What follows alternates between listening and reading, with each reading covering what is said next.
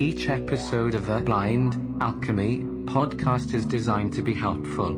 Expect comedy. Do not expect consistency or sense to be made. I am Podbot. I was inspired by the Lion Goat podcast.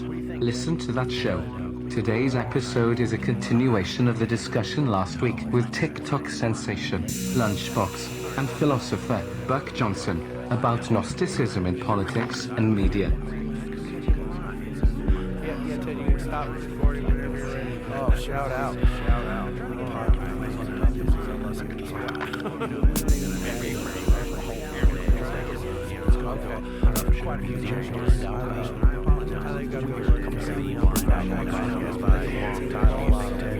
not sure. Blind Alchemy is the name of the podcast. I am Blind Alchemy.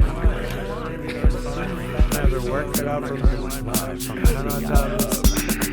All right, folks. You hear that a lot better now that you have a microphone. Hello and welcome to the Blind Alchemy Podcast. I am your host, the Blind Alchemist, and I am coming at you live from the kitchen with this rendition of reality as we know it. We are all one, and there is nothing new under the sun that shines down here upon the island of mind, which is somewhere adrift in the sea of frequency that creates all of reality. You see, we are connected through this energy. Now, I would like to thank you for joining us today. Today, we are discussing political Gnosticism, the manipulation of the markets, the systems. With us is, once again, our favorite TikTok sensation, Lunchbox. It's how we are modern Gnostics, having to wade through the media BS to find our truths, our current truths. Modern Gnostic. And the ever-lovable Buck Johnson. How you doing, Buck? Doing great, Blind Alchemist. Thanks for having me on again. Good to see you, Lunchbox. How's it going? The greatest idea ever. A completely atheist state. I love that.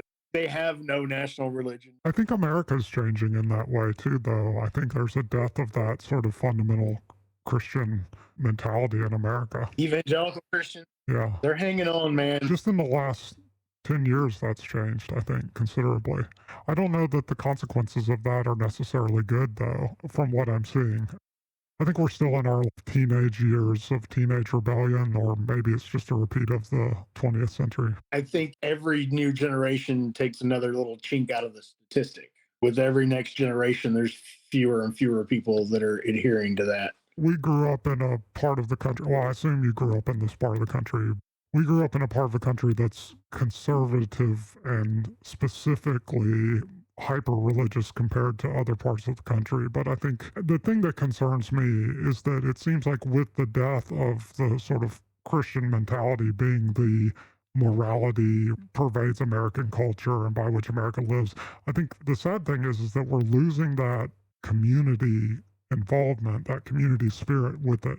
I think that's the thing that I'm afraid of. This is one of the fundamental reasons why I'm so against the politicians like Trump in the world. It's like the mentality of just avarice on display. You know, we're not hiding any of our ideological philosophies. We're just laying it all out on the line. We're admitting that we're racist and greedy and that we don't give a fuck about anyone and we're just doing it to burn the building down. That's my greatest fear. Just because Christianity as a national religion dies, that doesn't mean that the idea of loving your neighbor or helping out your community or trying to build something together needs to die with it. Like you were saying before, one of the principles of communism or socialism that make those ideologies survive is the idea that we all have to work together to accomplish something. And what is a democracy or a democratic republic without a sort of schoolmarm religion to keep it in line if the people don't have a sense of community involvement or a project to work on together? Well, we could lay out your basic human rights and just make sure that they're met for everyone. And there doesn't have to be a religion involved. Yeah, ideologically, I mean, that's what the Constitution or the Bill of Rights is trying to accomplish, right? One of the many hats that I've worn over the years, I was actually considered clergy at a pagan church at one time. And this church helped people out just like any other church did. This lady's house burned down and they went and got her all new appliances and shit for her new place. That's nice. What does pagan mean in this case? They're mostly Wiccan. Ah, okay. There's a few people in there that kind of fell more towards the Norse side of things, Norse mythology. That's kind of why I was there, I was really interested in that at the time. Uh-huh. And I think they knew that I never really adhered to anything. I never put any stock in any of it. But I've always been interested in all religions. At the time, that was the one that was really captivating me. It had a lot of positivity in it, I thought. Your 10 commandments are a list of 10 things not to do. You know, don't do this, don't do that, don't do this, don't do that. But it doesn't really have a lot of, you should do this. Huh. There's not a whole lot of that in the Bible. And that's something that the Norse path, they kind of have what they call the Noble Nine, which are characteristics, qualities, virtues, the 9 noble virtues. And they are things that you should strive for, things that you should do in your life. And I thought that was kind of a positive way to look at it. Yeah, sort of like the opposite of the 10 commandments, the 9 suggestions. Right. Like industriousness. Don't let yourself be lazy. Do something with your life. Hospitality. Be kind to your neighbor. Things that you should do.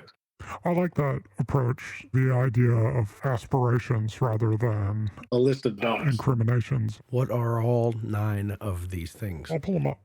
9 noble virtues of Norse mythology. 2 sets of moral and situational ethical guidelines with certain groupings of heathens, typically those with folkish views such as Odinists and members of the Asatru folk assembly. Now, Asatru has kind of a bad rep right now because the people that started it were kind of racist. Here they are. 9 noble virtues: courage, truth, honor, fidelity, discipline, hospitality, self-reliance, industriousness, and perseverance. See, those are things you can strive for. Yeah. Those are very... It's impressive. Not a list of don't do this. It's a list of do this stuff. Those seem like good goals, too. It's a different look at them. Courage is the most important one because without that one, none of the others are possible. Oh. You have to have courage to do the rest. Is that the first one? Are they in order? Let's see. So it says blah, blah, blah. It says blah, blah, blah. Oh my God. Buck, you're turning into Ted. That's very deep and thorough research right there. Blah, blah, blah. It's horrible. What are you doing over there? I'm reading off of Wikipedia. No, shut up, Ted. I can see the parentheses from here. Blah, blah, blah. Yada, yada, yada. Etc., etc. Traveling the sea of frequency. Traveling the sea of frequency. Heave ho, heave ho. Starboard mast. It seems like the first one mentioned is actually fidelity. To maintain candor and fidelity in love and devotion to the tried friend. Though he strike me, I will do him no scathe. And then never making a wrongsome oath. Seems to be number 2. So the wording of them is poetic, in that sense that all spiritual writings are. On my many travels, seeking knowledge and putting it all together, that was one of the paths I investigated, was the Odinic path. I admired those guys. They look strong. Yeah, they always are giant barbarians with huge double axes. They're blonde-haired and blue-eyed, too. Really wanted some of them furry boots. You just wanted a helmet with horns on it. I think it's funny now that it's just kind of accepted that they were here first, before Columbus. We know they were in Nova Scotia 500 years before Columbus was. You mean they were the first white people here? Because, I mean, we know that the Russian and Chinese people were here 10,000 years before that. Yeah, like there were indigenous peoples here, but like as far as the European whites coming over here, the Vikings had done it several centuries before. So we were talking about manipulation, sort of the idea of the original first plays were the first forms of propaganda. I think it probably goes back even further to campfire conversations, don't you think? 10,000 years ago, there was probably some guy that would stand up and put on a fancy costume and dance around the campfire and teach the people the morality that they should strive for. The tradition of the Quran was that it was told Mm-hmm. by word of mouth for a few centuries before it was actually written down. In fact, the students of Muhammad were the first ones to actually write stuff down. But the history goes all the way back as far as the Old Testament does. Yeah, I think it goes back even farther than that. Not necessarily in the Christian mindset or the monotheistic mindset, but just the idea of teaching the people the stories of the ancestors. The oldest story ever told. Have you ever heard of that? Maybe not in the same context that you mean it. We watched the stars for years, and we noticed the ones that moved. Those were the wanderers. Uh-huh. We figured out those were planets over the years, but they used to tell stories about this. And, one of them was called The Great Hunt. That was one of the oldest stories that we have recorded, is The Great Hunt. And it's about the stars chasing each other across the sky. Okay, so you're not talking about the Epic of Gilgamesh then. No, it's actually that Evolved into it. the oldest story we have is just called The Great Hunt. But a lot of them have branched down from that and told in different ways. And then they add localized legends to that and mix it all together. So is it like the story of the creation of the constellation of Orion? What he's hunting, yes. What is he hunting? Other stars. Star Killer Orion. Knowledge. He's hunting knowledge. Okay. So I was talking to the same guy that told me about the fire video. Yeah. We were talking about the auto worker strike, and his buddy is actually employed at one of those plants and said that people are supposed to be there at 7 and they don't show up till like 9. The line is supposed to get cranked up as soon as the people get there at 7, but it doesn't ever get started until 10:30, 11 o'clock. And then it's lunchtime, so it shuts back down. Oh, wow. And I was like, oh, so no wonder new car prices have doubled in the past decade. They've gotten ridiculous. So, yeah, one of the weird things about social media and how it's changed the kind of media that we get. I've been following this person for years, probably almost as long as I've been on TikTok. And it's this woman that cooks. Her name is Sabir. She has millions and millions and millions of followers. She's obviously Muslim. She wears the scarf every video. I want to say she's either Syrian or from maybe Lebanon, one of the two. But when all this started, she started posting the videos from her side of it. And of course, both sides can make it look however sad they want to make it. But it's interesting to see all the different facets of it now. You know, the Ukrainian war, I got to see people that were actually on both sides of that, you know. It's given us a much more intimate look into the real conflict. Right. Instead of what they've picked and choose for us to see. But we're still subject to what the creator picks and chooses for us to see. They can still make it as bad as they want to make it look. It's all about perspective, right? Optics. All about perspective. Anderson Cooper, did you ever see him during the hurricane? They were talking about the flooding, and he's standing in this waist-deep water. And then there was another shot from across the street or whatever, and it showed that he was in the ditch between two parking lots. And the camera filming him was not even ankle deep in water in one of the parking lots. But it's all about perspective, you know? Yeah. Made it look like it was some deep shit.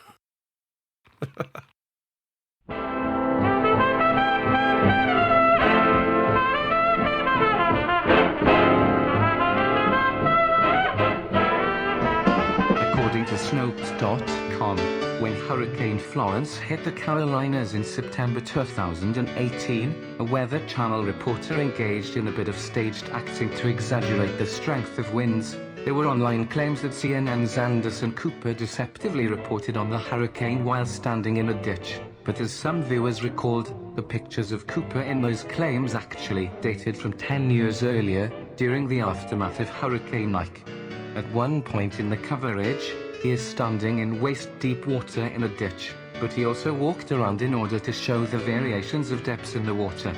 Various available clips of the program document that the depth of the waters in the immediately surrounding area were quite variable, from ankle-deep to neck-deep water. Cooper also noted that the floodwaters had receded significantly before he began his report, so while Cooper could have filmed from a drier spot, he instead chose one that provided a visually dramatic appearance. On the September 17, 2018 edition of Anderson Cooper 360, he went over the coverage in question, point by point, and explained in detail the circumstances and that he wasn't misrepresenting or lying about the general state of the flood.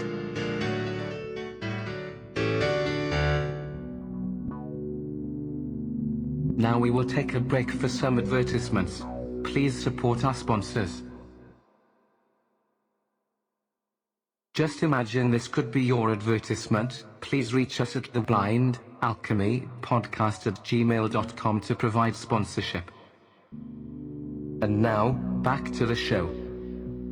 So the story about Orion, if you're still interested, in a nutshell, in Greek mythology, he was this braggart huntsman that could hunt any creature in the world, or so he claimed. He could kill any creature in the world, and he was also the child of Neptune or Poseidon, and so he could walk across the water, and he walked over to this island of Chios, and then Wait, whoa, back up. walked on water. Across the water? Yeah, he could walk on waves. What other historical figure do we know? Yeah, there you go. Interesting. Twist, though, when he walks across to the island, he rapes the daughter of this other god, and so because he rapes the daughter, he's Leave it to the Greeks. sort of banished from the island. He goes wandering around blinded for a while, and he returns to the island to get revenge on the person that blinds him. And because he does this, Gaia sends Scorpius, this giant scorpion, to come and kill him. And the scorpion ends up killing Orion, and then because of the fates or whatever, he's cast into the stars, as well as Scorpius, as well as his dogs, Canis Minor and Canis Major, the Big Dipper. Those are his hunting dogs. You can't go hunting without dogs, Oh, man. hell yeah. Look at us learning stuff. That's what's up. It's interesting. He's an anti-hero. He's not a hero. He's a braggart who gets cast into the stars because he does some horrible shit. He got dealt with. Yeah, he got dealt with. He was apparently this great hunter or whatever, but He said, pull up, and they did. Galactically. Galactically. The scorpion, does that put it anywhere near the Scorpio constellation? yeah, that's what Scorpio is. Do y'all ever go outside and find these constellations, locate them? I used to. I like to look at the stars. Okay, so off the tail of Scorpio is where Sagittarius starts. And in the bottom corner of Sagittarius, it's a little bit to the west of the actual connection between Sagittarius and Scorpio, is where the black hole in the center of our galaxy lies. Okay. It's called Sagittarius A star is the name of it. And it's actually, right off the little tip of Sagittarius, almost into Scorpio's tail. Cool. Look at that. So next time, if you're ever looking out that, just remember that's where our black hole is. The mass that holds our entire galaxy together. Our own personal, very lovely, and special black hole. I'm glad to have it in our galaxy. How do you feel about it? I love it. I think that gravity is the creator. I think that's the ultimate force. Everything is due to gravity. Not antimatter or dark matter or whatever they're calling it these days. Gravity itself. Gravity. It's gravity. Gravity holds everything together. Gravity holds the order of the universe. The universe uses gravity to sort matter by density. That's what it does.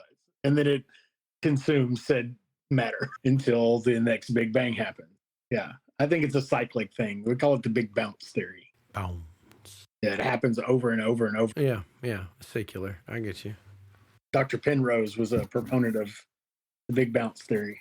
I don't know who that is. Now we're combining that with what we call loop quantum gravity. Oh, that sounds special. Okay, so here's a new idea, is that it happens in areas of the universe and not the entirety of the universe. Like several hundred or thousand or a million galaxies will collapse and have their own little localized Big Bang kind of thing. Okay. That it doesn't happen to all of the universe, just big chunks of it. And that's how it's hard to tell why we get these galaxies forming at different times. We keep finding earlier ones and earlier ones and earlier ones, and have they happen at different times.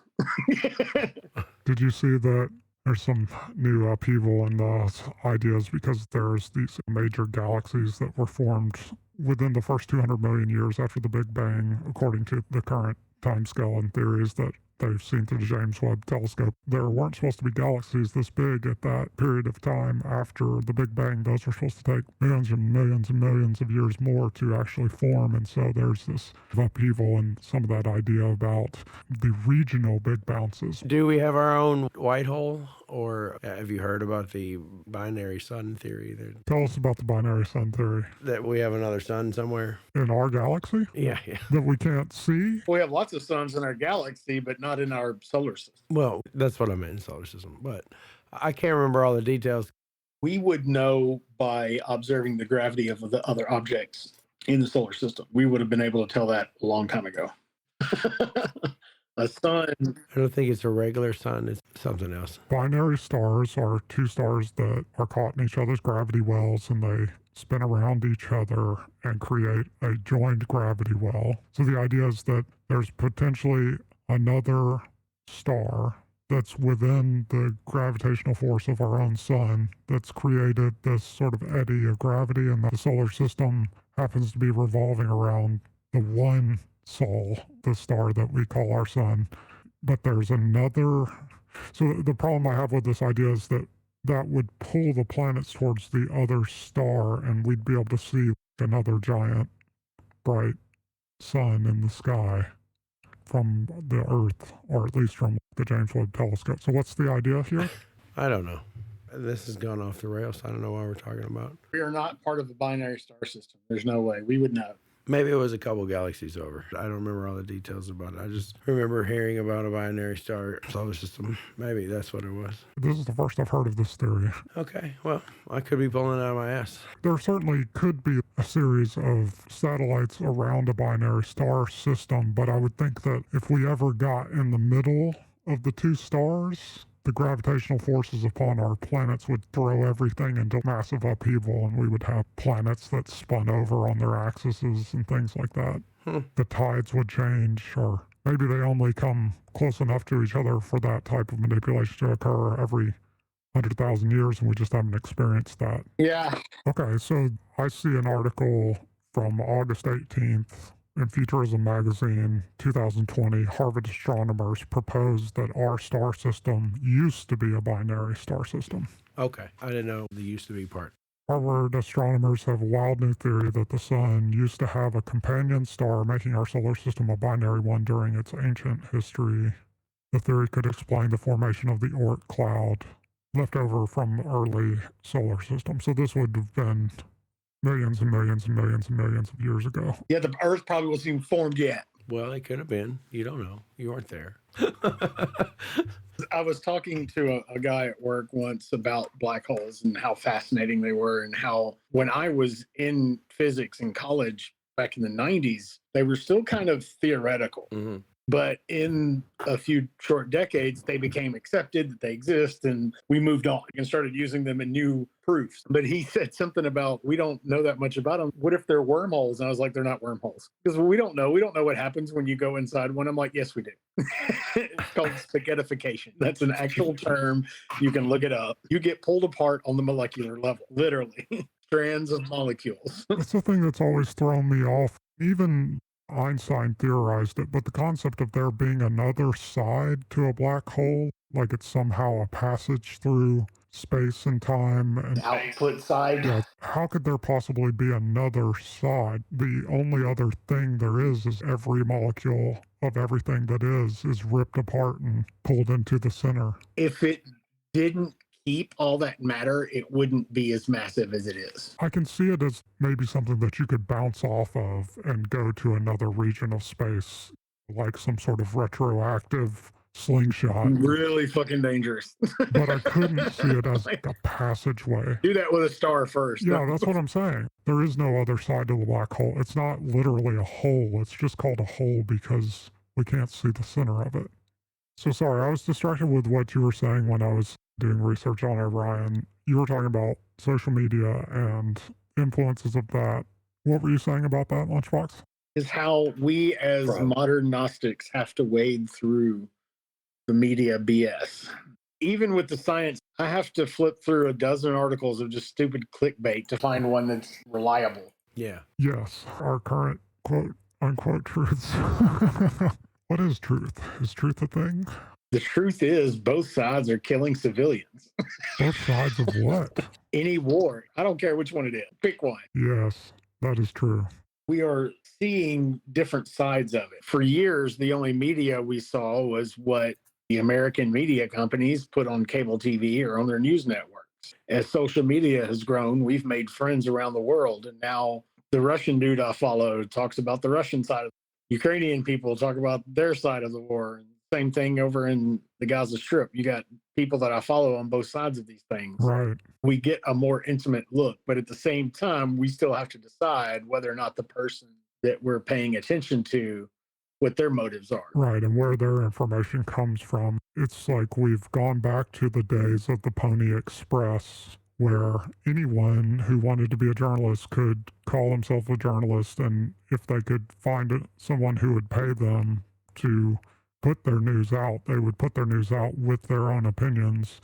And that idea of having some sort of governing body that controls and filters out the bullshit, that idea is falling away again now that everyone can be a journalist with their own telephone. I was listening to a podcast the other day, and these people were talking about how this younger generation now, and I'm sounding like an old fuddy-duddy, but this younger generation now, it's the first time that there's ever been people who could exist in their own movie and be a localized celebrity. You could be a TikTok star who is just a standard person living a standard regular life, but have this whole other identity where you're like a movie star of your own TikTok personality and your own TikTok persona.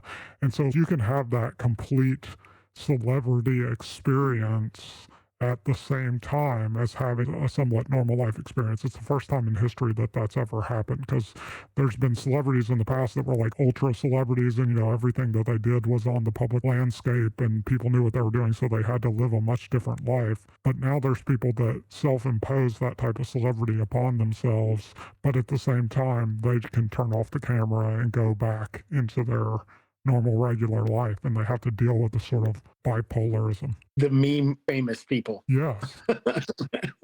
The lady on the airplane. That motherfucker back there is not real. So she's a celebrity for like a month.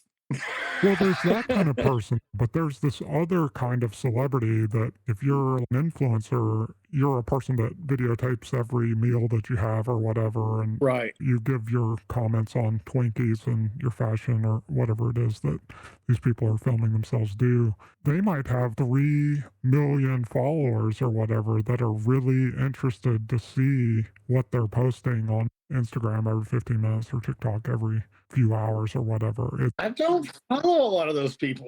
Or I don't either. I'm just saying that there's this whole new thing. That's what I'm saying. We wouldn't even know because we are too old to even really know that exists. We have relationships with people that see that exist, but there's this whole other reality that's happening for these people that they're like movie stars. They're really famous to a select group of people that follow them. And so they have to live in this sort of celebrity mindset. And there's this huge dopamine hit that they get every time they post and stuff. And so it's almost like an addiction in their life that they have to live this way, and they continue to live this way. Are you saying that they made Keeping Up with the Kardashians an app on everyone's phone? Essentially, there are people that are living that Kardashian life. They're not necessarily Kardashians. They're just TikTok stars. Maybe you've experienced some of this. You have a TikTok following. What's it like to have thousands of followers or whatever? It's weird when they put any stock in what you say. Tell me about that. Like people telling me that they trust my viewpoint on something. And I'm just like, well, why would you trust me? Like I'm no one to trust with this. My opinion is my own. But it is kind of weird to have people tell you that, like they actually respect you in a little bit of a way. So you feel a sense of imposter syndrome around it? I don't know about that. I haven't seen that yet. But I don't feel worthy of anybody's respect in that sense a lot of times. Well, damn. I can see that. That's probably a load on the shoulders, eh? Well, it's good that you're humble in that way. Sometimes, like when I talk about politics, at current events, then people will ask me about things in my opinion. And they were like, I kind of trust what you see in this stuff. And I'm like, oh, I don't know if I would trust me or not. I'm telling you kind of what I gathered, Yeah. Well, you see it in a way similar to the way they see it, I guess. Well, I think I see it with a memory and I can connect the dots. I'm old enough to remember when a lot of this stuff happened. Like when I said something about the Iran-Contra, I remember those hearings. I'm that old. I remember when we sold guns to Hamas. I remember it because it was the first time I saw my grandfather really sour towards his president. My grandfather was a military man who retired from Army Reserve, and he was a devout Republican. This man had invitation to Reagan's inauguration. That was the kind of person he was. But when Reagan turned on Oliver North and threw him under the bus, I saw my grandfather really sour to the whole thing. And he told me something back then that has stuck with me about politics. And it was that no one even gets into the position to be elected president by being a nice, honest guy. Right. Like you won't ever even get to the point to be elected. It just doesn't happen. So that's stuck with me ever since. If you're in that seat, you did some shady shit somewhere down the road.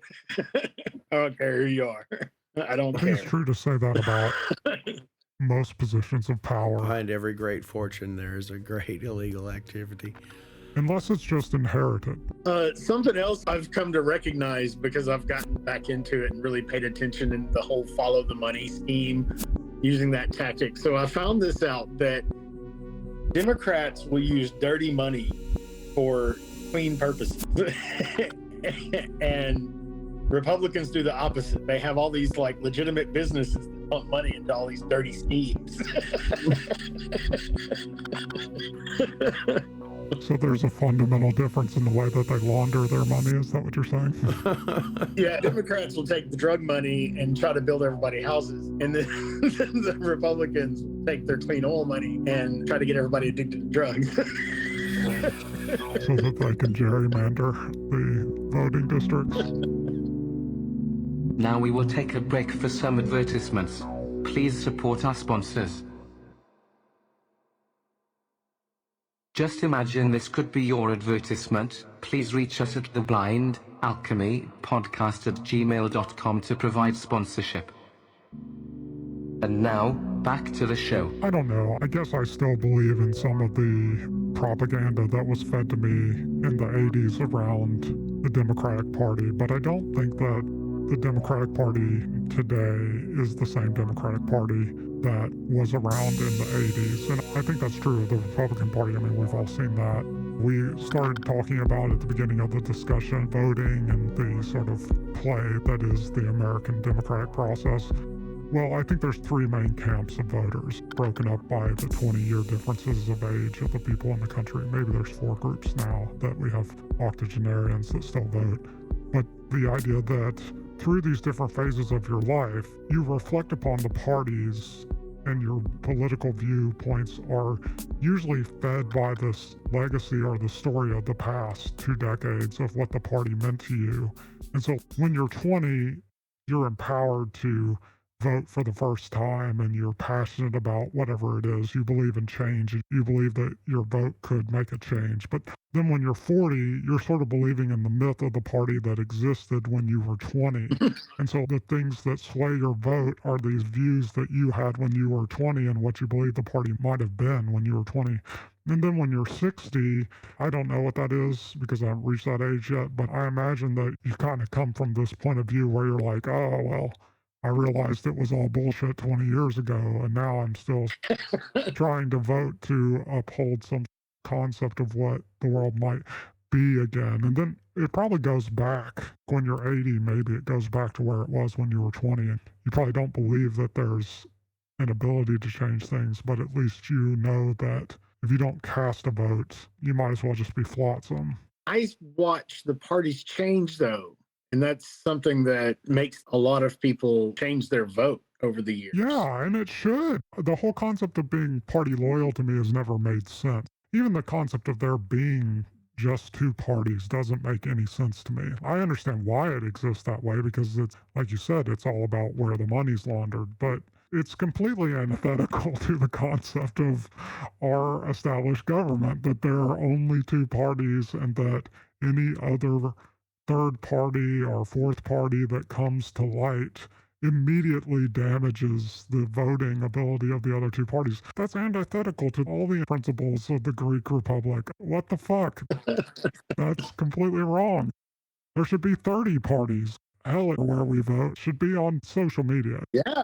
It makes zero sense that we only have two parties. You have to choose from these parties. No one knows who these candidates are or what they stand for. I don't know. I don't know how you could do it better. I grew up with Reagan on a pedestal until the whole Oliver North thing happened. But one of the speeches I love that he gives, their stance on immigration back in the early 80s was not to clamp down on the borders. Even Reagan said that the laws need to be fixed. That the problem is not at the border. The problem is the laws that we have. We need to fix that. And we still haven't fixed that. You know, that's one of my biggest issues with the whole immigration thing is because that's the only thing that they've done illegal is they've come here. That's it. That's the only thing that they've done illegal was they crossed this imaginary line that somebody drew in the sand and said, this is my yard, that's your yard, you got to stay over there.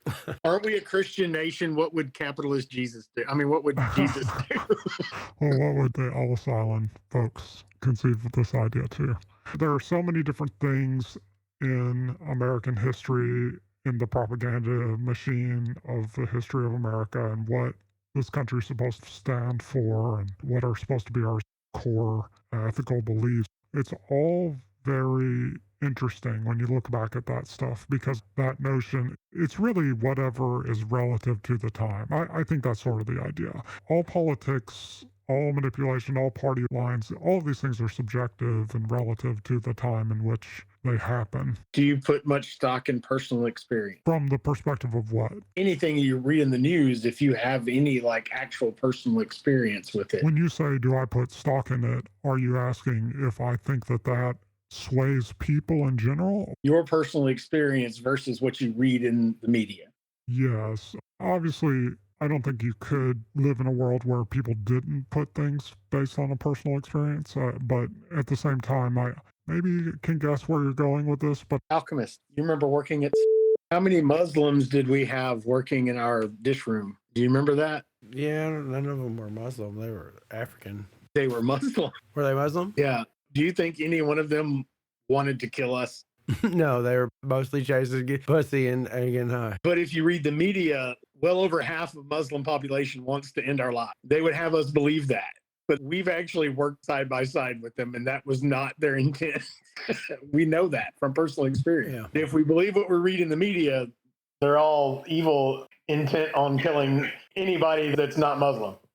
Part of being the modern Gnostic is taking that knowledge that we've gained through personal experience and overriding the propaganda that we're fed. Like, I know better than that. Yeah. Yes, I would agree. I think that when it comes down to it, anything that puts forth the idea that you can form an opinion about millions of faceless conceptual people all gathered around some simple idea is ridiculous, right? The other side of the planet. Yeah. How could... But at the same time, there is a reason for that. It's a tool that's used to gather a nationalistic identity or to create this idea around why we do the things we do. I think it's sort of inherent in the human brain. We all want to feel like we're part of this big group, and we all want to feel like the motivations of that group are justified.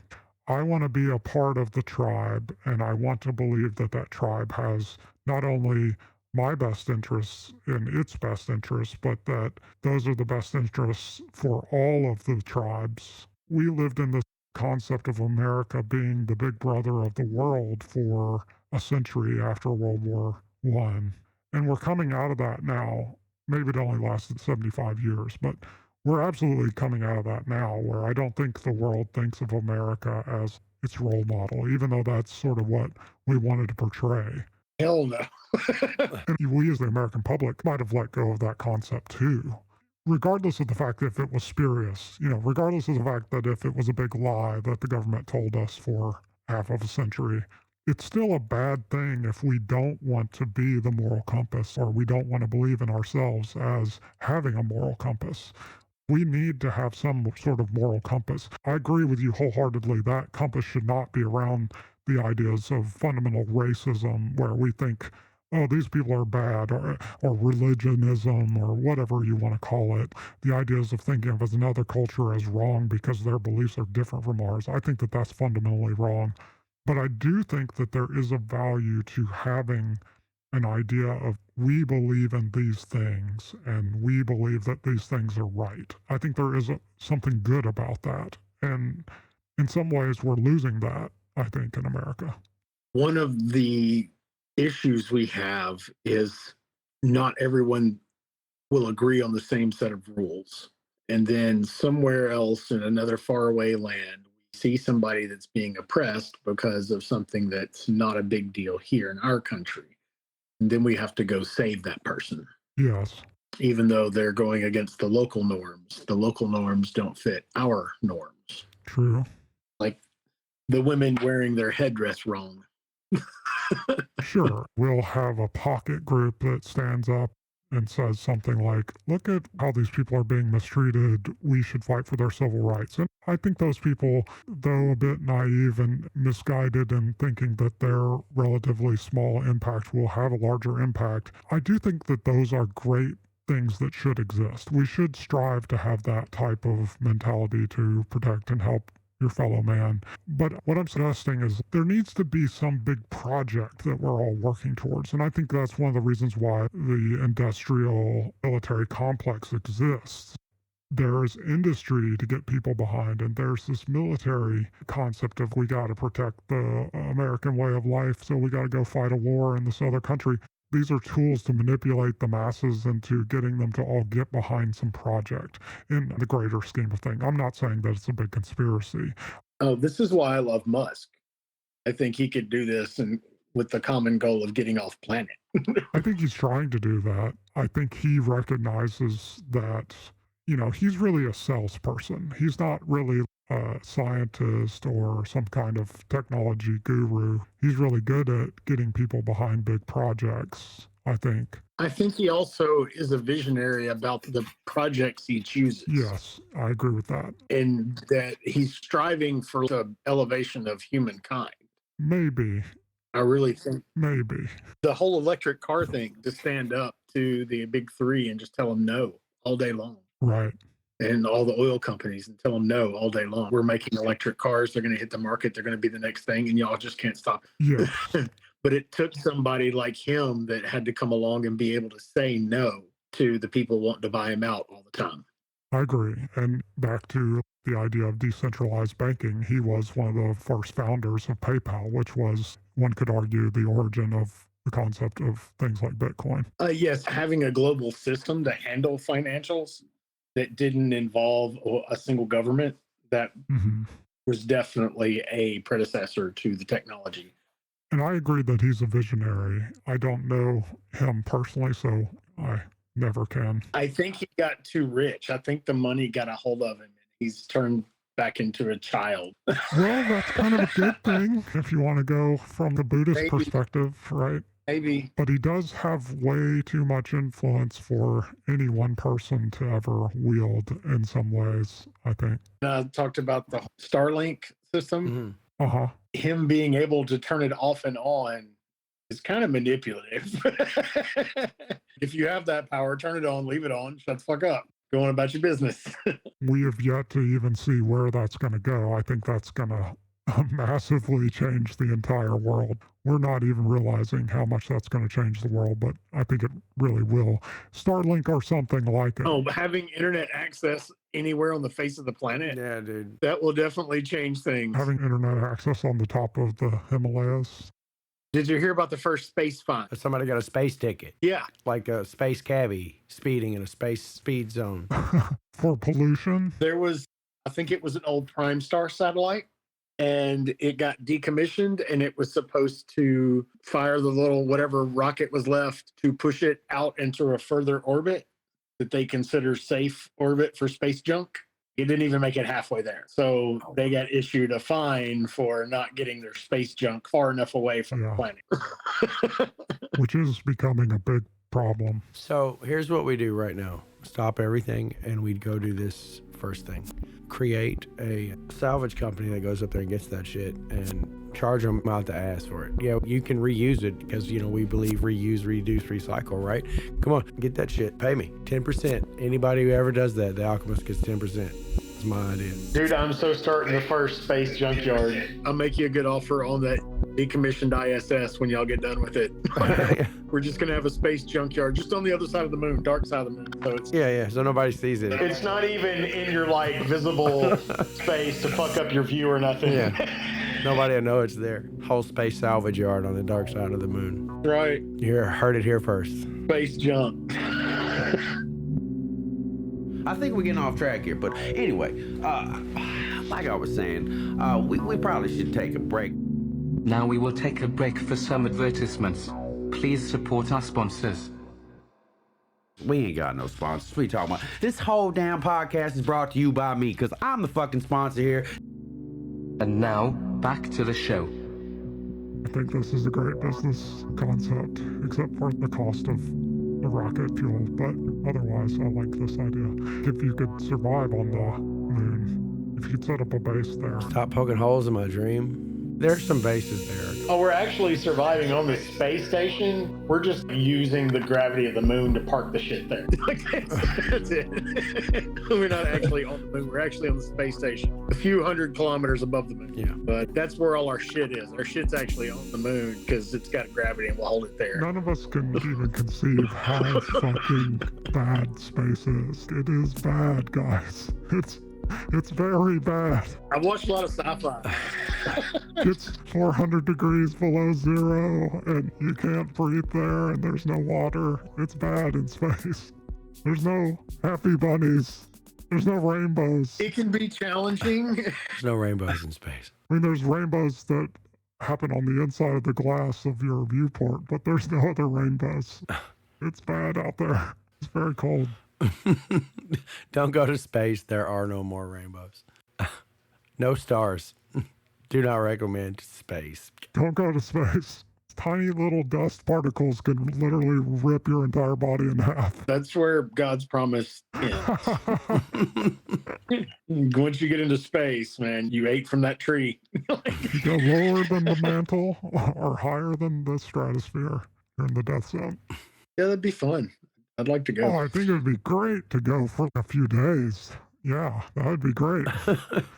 The whole idea of living in space, though, it's beyond crazy. It's science fiction, fun times, 1950s thinking. It's just hear me out, though. All other humans are still on Earth, so I don't have to deal with it. I hear that, and I love that. Believe me, I'm an isolationist. I love that. All those politics, all those wars, back on Earth. Those bombs don't reach here. It's also completely impossible.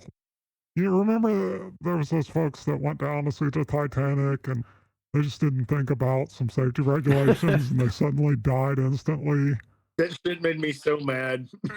That is every second of every day when you're in space. That is your reality. Every second of every day. The fact that we don't bow down to astronauts and think of them as the greatest. Look, sign me up and go ahead and make jokes when I implode. I don't give a shit. I'm giving y'all permission. Yeah. Space is bad. It's just not a livable environment. Aren't there astronauts on the space station for like a year? Yeah, and then they come back and their bodies are fucked up for the rest of their life forever. They're permanently changed. You ever worked in a factory? Yeah, it fucks you up in the same way. What I'm saying is you might as well work in a factory for 30 years if you go to space for 1 year. It's probably about the same impact. I would trade it. Man, space just sounds awesome. It really does. I agree with you. I love space. I love fiction about space. I love science fiction. It's my favorite sort of thing. I love the ideas of traveling around and Ooh, can I have a lightsaber? yeah, I love all of these things. I'm just saying when it comes to practical reality, it's impossible. The notion that we're going to create some sort of space base and then people are going to live up there and people are going to be born there and live their lives there and travel around from planet to planet, stars to stars. Inevitable. No, impossible. No, it's not impossible. It's inevitable. He's right. It's inevitable that we will try it, but it's impossible that it'll ever happen. The next one is the rotating space station that creates the false gravity. Okay. Yeah. So you do that, and that's possible, right? Like we have that now on the space station, but it doesn't work. And it won't work because remember that thing you were talking about at the beginning, like how much you love gravity and how it creates the world and holds everything together? Yeah, gravity always wins in the end. We need 9.8 meters per second squared. gravity upon our bodies to survive. We have evolved to live on the planet Earth. And if you take us off the planet Earth, we will not be able to survive. We have to be on this giant, massive ball of mass that has this giant gravitational force on it all the time. We'll evolve. We could evolve into something else, but not humans today. Yeah, we can evolve. We're going to evolve into 2 more races. There'll be another race that's space faring. And the other one's going to be the cyborgs, right? Because don't forget the cyborgs are coming. They already exist. Oh, the second race will be on Mars. Oh, okay. Oh, I see. There will be a gravity will determine another race there as well. Tell me something. Now, all psychics Freaks? Afraid so, man. It goes with the territory. What happened to them? Cheap domes and nowhere to clean out the rays. I don't know. You think we'll get to Mars? I'd say probably. We've evolved on this planet. We came from Neanderthals, right? Humans are still evolving. Yeah, over 100,000 years, evolution occurs at a clip. Maybe like half that, 28, 30,000 years ago were the last Neanderthals, I think. 10,000 years from now, looking at a new species, baby. Maybe, if we exist that long. I don't know that we'll exist that long.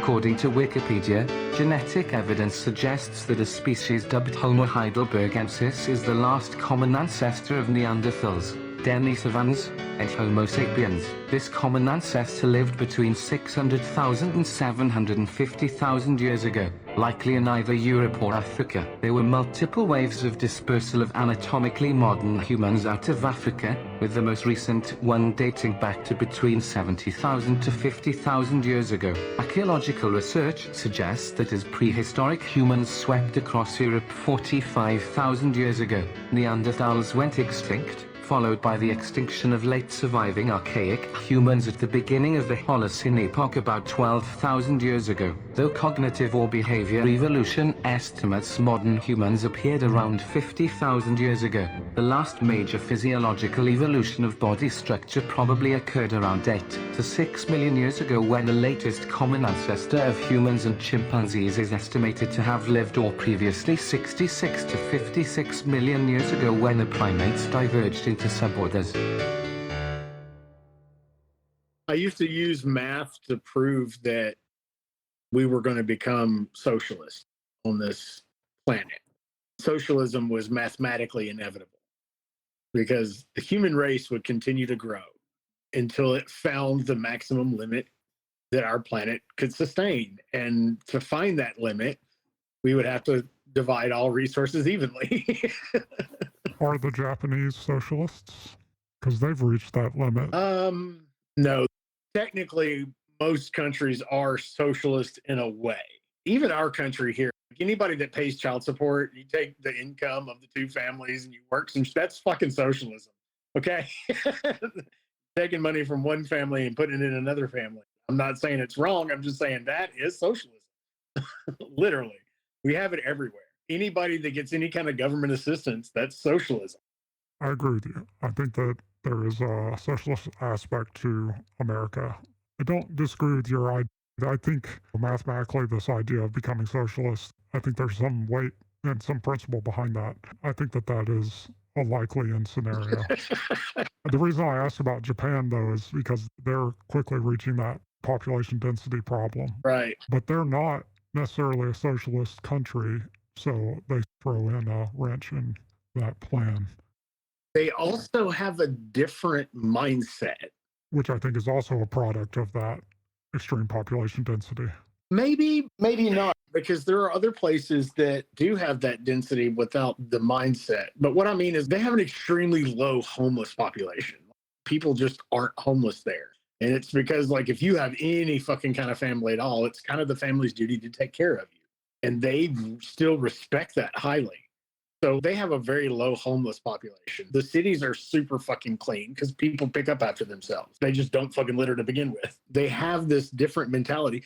Drugs are illegal there, but they still don't have people smoking a lot of pot like you do in other Asian countries. They just don't do it. No one knows why. It's just not a popular thing there. It's weird. They're just different. They're different kind of people, different mindset. I'd have to do some research. I don't know enough to really comment on this. Didn't they build a giant robot, the Gundam style robot? Somebody built a giant robot. Were they? Like a mech? Yeah, like a mech.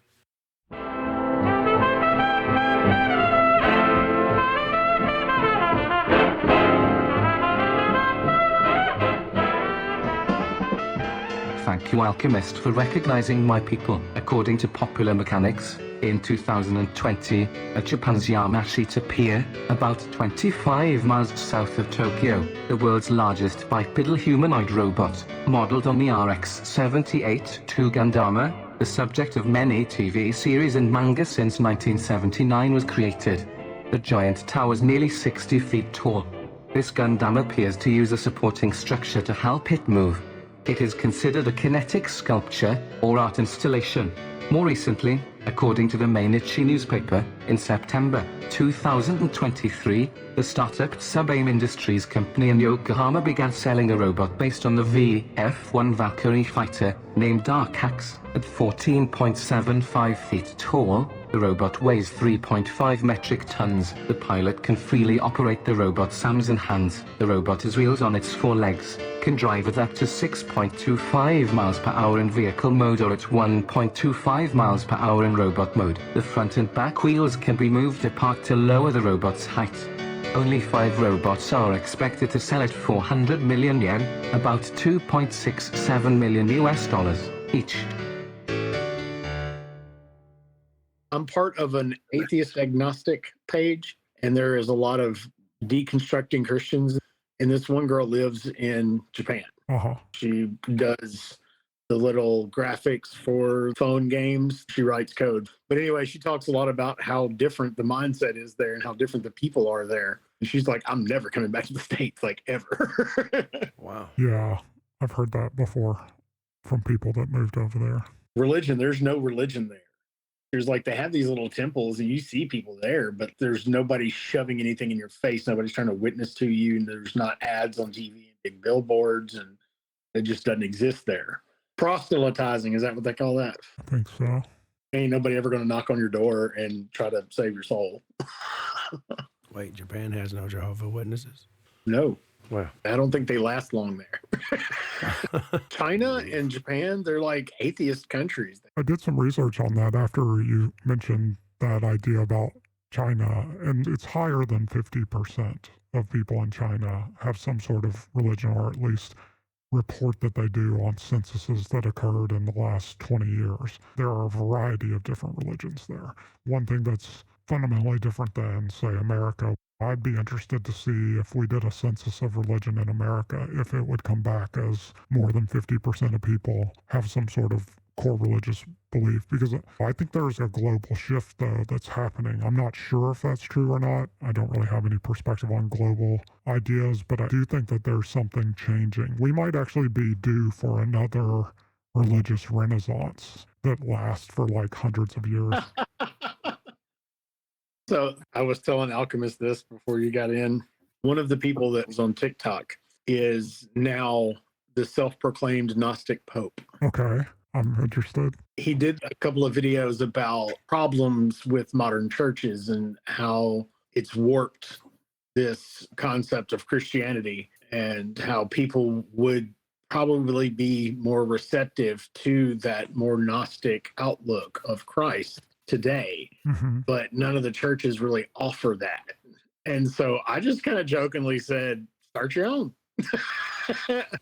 TikTok church on Sunday, TikTok live church or something. Yeah. And so next thing you know, he's actually trying to go through with something like this, and he's declared himself the Gnostic Pope. He is a 30-something degree Mason. He is actually a Knights Templar. He's gone through that little process, that ceremony as well. He has tattoos on his face. He does rap under the name Torchface. Is the Pope title tongue-in-cheek? Kind of. Okay. It's like a challenge to the whole Catholic thing because, he has a hatred for pretty much any organized religion because of how it always gets corrupted if it has any size at all. Once you got 3 people, 2 of them gang up on one. But anyway, I just thought it was really neat. He's like, why not? I won't be the Gnostic Pope. Yeah, that's interesting. Because, when it comes down to it, he's probably one of the most learned people in that aspect of it. I'm sure there's Bible scholars that probably know more than him, but as far as like the Gnostic writings, he is well versed in all of it. But also being a Mason, he's hung up on the whole gematria, numerology. And so that's where it kind of loses me. Plus, like I said, I'm not really a believer. So that's one of the reasons I probably would be a Mason if it wasn't for that one little fact. You have to believe in a higher power. And you're not a bricklayer. No. Now we will take a break for some advertisements. Please support our sponsors. Just imagine this could be your advertisement. Please reach us at theblindalchemypodcast@gmail.com to provide sponsorship. And now, back to the show. Definitely an artisan. I've built hundreds of houses out of wood. So Have you really?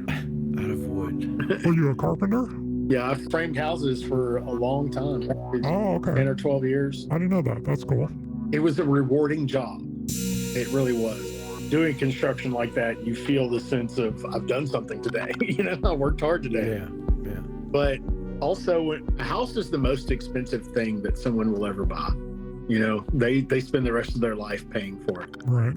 So I had a part of that. I had a part of somebody's most valuable asset. Yeah. That's bound to give you a sense of accomplishment. Right. Sense of purpose as well. The other thing I used to tell people, because I was a carpenter, a framing carpenter, if you ask a plumber what he does for a living, he'll say plumber. And if you ask an electrician what they do for a living, he'll say, I'm an electrician. But if you ask a framing carpenter, what do you do for a living? He'll say, He's the Messiah. Oh, sorry. He'll say, I build houses. Because that's what we do. When we get there, there's not a house there. When we leave, there's a house there. All those other things are just conveniences, but we actually put the house there. So carpenters always say, I build houses. Right. Like I said, that's the most expensive thing they'll ever buy. Later on down the road, I actually was a superintendent for a general contractor. We oversaw the building of the whole house. And when you get to actually hand the keys of a finished house to a customer, there is such a feeling of fulfillment in that because you just made their dreams come true. That's right. We built custom houses. That was somebody's dream, and I just handed them the keys to it. That felt like so fucking good. Right. Yeah, I can imagine that would be great. Maybe you should create your own business to get that sense of feeling. I'm not greedy enough. I'm just not greedy enough. And now that I know what I know, because I delved back into the whole politics of everything, I will never, ever build another brand new house for as long as I live, unless it's like for myself. I will not. I just won't do it. Has anybody ever told you to Google how many homeless people are in America? It's a lot. It's quite a few. It's less than 600,000. It's over 500,000. Yeah. But then Google how many empty houses are in America. Oh, yeah. It's like 16 million. Really? So that's like 30 houses for every homeless person. I will never build another new house again for as long as I live. I can't. That number astounds me. I would have thought there were many more homeless people than that in America, especially now. According to usafacts.org in 2022, there were approximately 25.9 empty homes for every homeless person in the United States. Homelessness is one of those things that it's a very interesting problem because a lot of people that are homeless want to be separated from society in a way. I'm not suggesting that people that are homeless want to be homeless. I'm just saying that a lot of times there are things going on in their brain and their perspective of society that, they have fundamental disagreements with certain ideas in society and would prefer that society behaved in a different way. And sometimes those arguments are reasonable. Another one of my posts the other day was, we don't feed the hungry because we can't afford to feed the hungry. We can't afford to feed the rich. That's why we can't feed the hungry. We can't afford to satisfy the rich people. We have all the technology and resources to provide every human being on the face of this planet with a more than decent way of life. But it's just not profitable. So fuck it. If I can't make money on it. I agree with you wholeheartedly that we have the technology and we should have the ability to feed many of the people on the planet. We do have a certain population density problem now that we're over 6 billion. I think our planet cap probably is around 6 billion people. Oh, I think it's closer to 14. Not now that we've killed all the animals. Maybe before we killed all the animals, but now we kind of fucked ourselves. I don't know. This circles back to Musk when the UN guy said that he could solve world hunger for 6 billion or something. And he's like, show me. Show me how you can do that. Because it's not really a money issue. I don't care how much money you have. There's still going to be some warlord somewhere that's starving a village for their own purpose. It has nothing to do with money. It has to do with power, political gain, or whatever. But it's not the same problem that a termite mound has. If you want to feed all the termites in the mound, then all the termites have to play their role and do their part, and then they get the food. Some of the termites become the bottom of the raft that floats on the flood. We don't have that same problem anymore. We've changed it. We've gamed it too much now. I don't know. I don't even know if there's a way back, but I'm I'm not an optimist when it comes to the concept of feeding the homeless or restoring the planet to some form of livable place. I just don't know. The planet might do that itself. Nature might do that itself. You think that's what climate change will be about? Well, climate change, it's one of these things like life in space or the population density problem that it's too big for us to conceptualize. We can't think of what that will be. We have historical models of what climate change looks like, and we can look back at the last ice age and see that 40% more of the landmass was covered in ice than is currently covered in ice, and we can put forth a computer model that demonstrates that that'll kill 3 to 5 billion people. But we can't really conceptualize that. It's hard for me to even conceptualize the idea of the number of people that live in my city, much less the number of people that is 5 billion people, or the number of people that live on the planet. So I think these are numbers that are too large for us to really wrap our brains around. That ties back to what I was talking about with some of the crypto things with another friend, trying to conceptualize some of the value in the crypto that we use. If I wanted to buy a cheeseburger with Bitcoin, it's like 0.0000097 whatever Bitcoin. It's hard to wrap your human mind around that. Exactly. So that's one of the reasons why it hasn't caught on. But as far as the planet goes and with climate change, I had to take a step back and look at it from a bigger view because I took astrophysics and looked at planets on that scale. I realized that our planet's going to do that regardless. Maybe we did affect it, humans being here, but it's going to happen anyway. And instead of trying to figure out how to keep it from happening, because we can't keep it from happening, we should kind of look as to how to cope with it as it happens instead. That's where we should focus some technology on coping with the warming of the planet. Sure. And there's no question about whether or not humans were a catalyst. Sure. We put tons of fucking carbon in the air. I'm sure we fucked it up. According to Mercator Research Institute on Global Commons and Climate Change, humans are putting approximately 1,337 tons of carbon dioxide into the atmosphere every second. The way that we generate our food, the way that we generate our goods now, the scale of that is not something that can be replicated by the natural environment. So we have to change the way those things work. We can't have Amazon.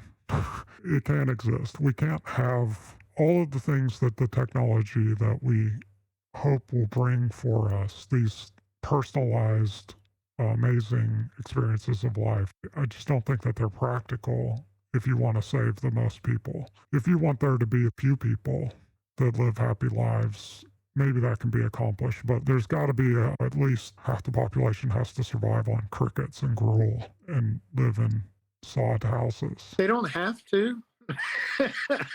We have the technology to get them people some Hungry Man dinners, some microwaves. No, because the things that make those individually plastic wrapped meals, that's what's destroying the world. It's the giant farms and the giant plastic manufacturers. These are the things that are destroying the world. It's the air conditioning that cools our houses. Bottled water companies don't make bottled water. They make bottles. Ah, God, that's like a whole other thing. But yeah.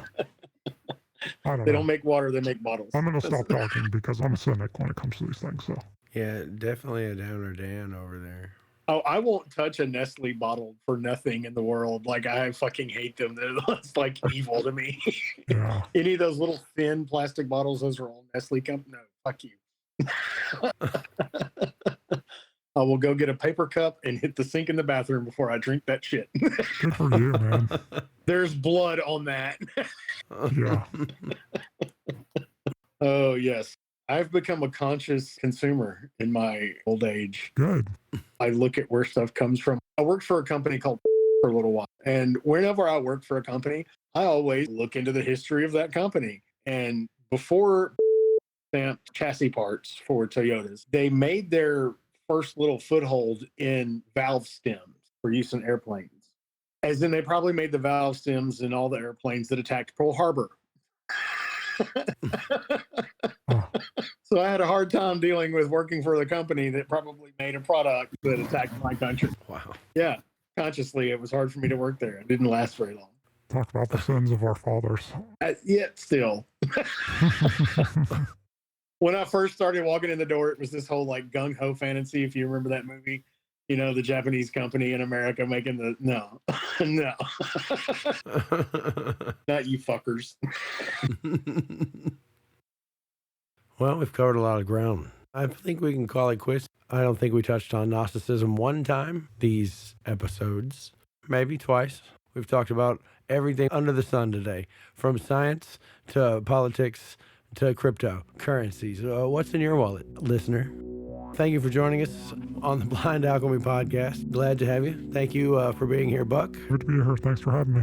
And Lunchbox. Yes, we are the modern Gnostic, navigating the seas of frequencies. We must pore over modern media and discern our own truths. Yeah. All right. Thank you very much for being here with us. I'm your host, your guest on the quest as we float through the sea of frequency that we call reality. Love you, ladies and gentlemen. Please hit us up on every social platform you can find. Be safe out there. Come back and talk to me. All right. Bye. We would love to receive your feedback and your questions for advice. Please email us or send us a voicemail. Our address is theblindalchemypodcast@gmail.com. Like, review, subscribe, and contact us on Facebook and YouTube at The Blind Alchemy Podcast. All one word.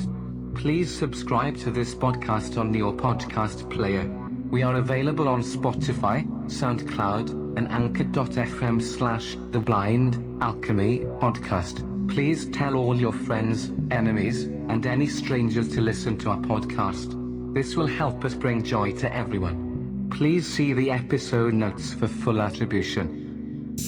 Text-to-speech services were provided by freetts.com and readloud.net. Audio clip content located on youtube.com. Information was provided by Wikipedia. We would like to extend a special thank you to the world's greatest musicians, sound designers, and engineers at Hairline Productions for their help with the composition, performance, editing, production, and recording of both the original music and today's show. Please like their content on SoundCloud.